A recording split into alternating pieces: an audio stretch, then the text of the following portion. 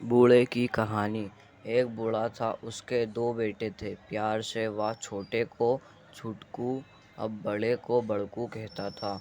दोनों बड़े आलसी और निकम्मे थे। अपनी पत्नियों के साथ निठल्ले बैठे रहते, लेकिन बूढ़े के काम में हाथ न बटाते। छोटा लड़का बड़े पर काम का दबाव डालता और बड़ा छोटे पर। अपने बेटों की लड़ाई देख बूढ़ा बहुत दुखी था। गांव वालों ने उसे समझाया, दोनों को खेत बांट दो, अपना अपना पेट भरने के लिए उन्हें अवश्य मेहनत करनी पड़ेगी। बूढ़े ने वैसा ही किया। उसके पास एक बड़ा खेत था, उसने आधा आधा दोनों को बांट दिया। अब उनके आगे परिश्रम करने के अलावा कोई चारा न था। बूढ़ा एक महीने छुटकू के साथ खाना खाता और एक महीने बड़कू के साथ।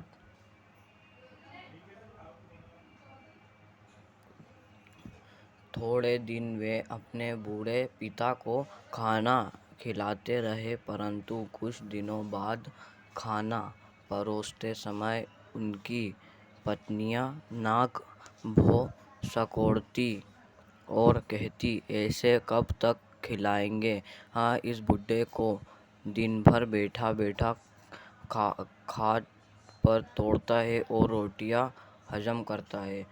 बहुओं के तानों को सुनने के अलावा बूढ़े के पास और कोई चारा भी तो न था। वह चुपचाप रहकर सब सहता। एक दिन दोपहर हो गई, किसी ने उसे खाना नहीं दिया। वह भूख से बिलबिलाता हुआ बोला, खाना दे दो बहू, आज खाना नहीं बचा है, शाम को खा लेना। बहू का ऐसा रूखा जवाब सुनकर वह दूसरी बहू के पास गया, उससे खाना मांगा तो वह बोली, इस महीने बड़ी के साथ खा रहे हो, मेरी बारी तो अगले महीने आएगी। बूढ़े ने घर छोड़ने का फैसला कर लिया। गांव के कुएं पर जाकर उसने पेट भर पानी पिया और डंडा टिकाता हुआ दूसरे गांव चला गया।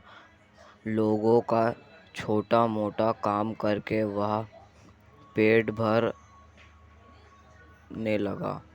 धीरे धीरे एक वर्ष बीत गया। उसे अपने बेटों का हाल जानने की उत्सुकता हुई तो वह पुनः अपने गांव आ गया। बूढ़े को इतने दिनों बाद देखकर उसके बेटों और बहुओं को बहुत आश्चर्य हुआ। बड़ी बहू ने उसे गौर से देखा। उसकी नज़र कमर में लटकी थैली पर अटक गई। वह सोचने लगी, मजदूरी करके लौटा है बुढ़ा, इसकी पोटली रुपयों पैसों से भरी है।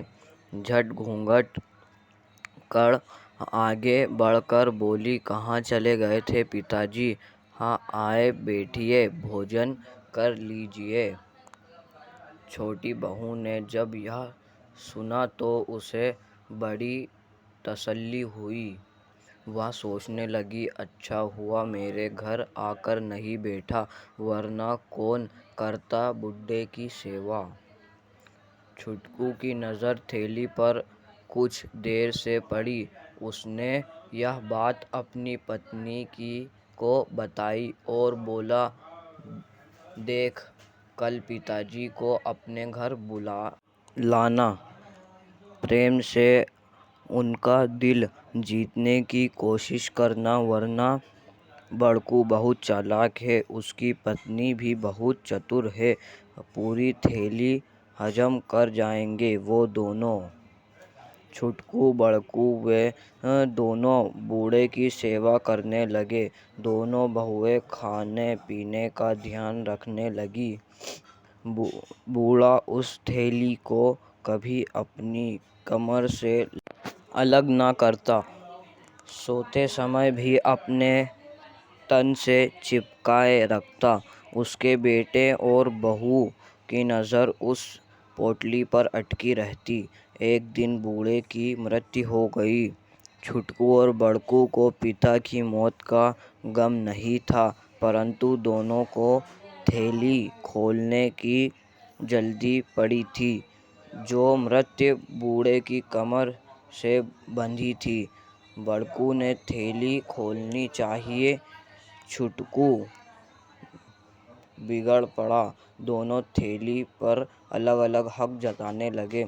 गांव वाले शोर सुनकर आ गए। उन्होंने उन्हें लड़ने से रोका और कहा कि थैली के धन को तुम दोनों आधा आधा बांट लो, लड़ क्यों रहे हो। गांव के सरपंच ने थैली को खोला तो सभी दंग रह गए।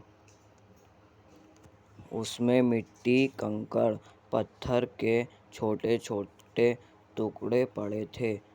छुटकू, बड़कू एवं उनकी पत्नियां गांव वालों के सामने मुंह लटकाए खड़े थे और थैली में भरे उन कंकड़ पत्थरों को देख रहे थे। सरपंच बोला, मूर्खों, तुम्हारा पिता एक अच्छा इंसान था, परंतु तुम्हारे दुर्व्यवहार ने उसे यह कपट भरी थैली बांधने को मजबूर कर दिया। तुमने जो बुरा व्यवहार उसके साथ किया था, उसका फल तुम्हें मिल गया। उठो और अपने पिता के अंतिम संस्कार की तैयारी करो। अगर आपको वीडियो अच्छी लगती है तो सब्सक्राइब कर दो और लाइक भी कर दो यार, प्लीज़।